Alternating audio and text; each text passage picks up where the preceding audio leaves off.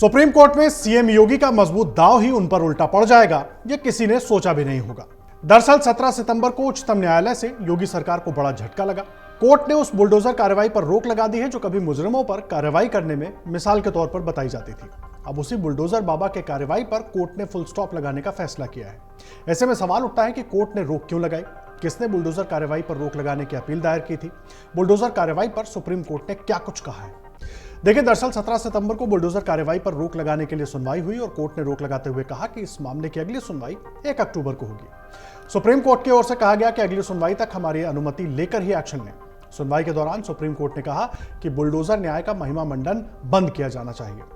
Supreme court के निर्देश को यूपी की योगी आदित्यनाथ सरकार के लिए बड़ा झटका माना जा रहा है। बुलडोजर बाबा के नाम से मशहूर हुए यूपी के मुख्यमंत्री योगी आदित्यनाथ की सरकार की ओर से सूबे में बुलडोजर एक्शन के खिलाफ जमीयत उलेमाए हिंद ने सुप्रीम कोर्ट में याचिका लगाई थी। सुप्रीम कोर्ट के निर्देश के बाद अब 1 अक्टूबर तक बुलडोजर एक्शन पर रोक लग गई है।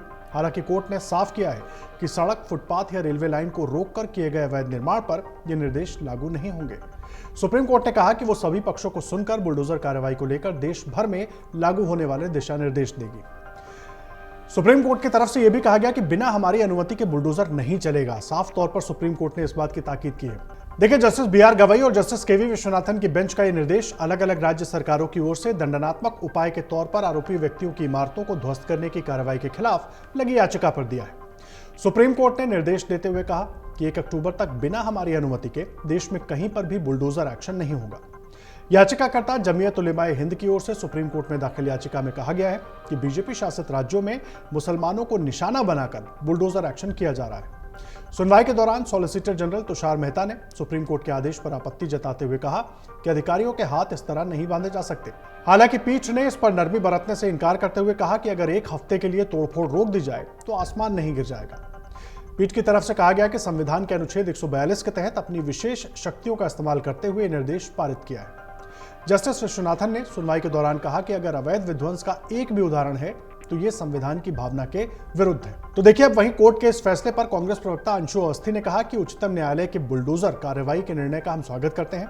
आज माननीय उच्चतम न्यायालय द्वारा दिए गए निर्णय से साफ हो गया है कि उत्तर प्रदेश की योगी आदित्यनाथ सरकार संविधान विरोधी है, असंवैधानिक कार्य कर रही थी और बुलडोजर का डर दिखाकर जाति और धर्म देखकर कार्रवाई हो रही थी, जिस पर उच्चतम न्यायालय ने रोक लगाई है।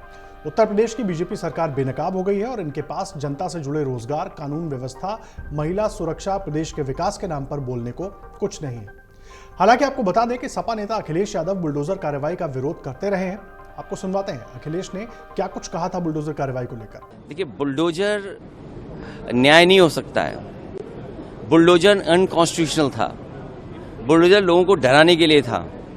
बुलडोजर जानबूझ करके विपक्ष की आवाज को दबाने के लिए था।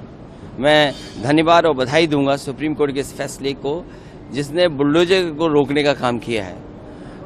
मुख्यमंत्री जी और खासकर उत्तर प्रदेश की सरकार और बीजेपी के लोग इस बुलडोजर को इतना महिमा मंडल कर रहे थे कि बुलडोजर ही न्याय हो गया है।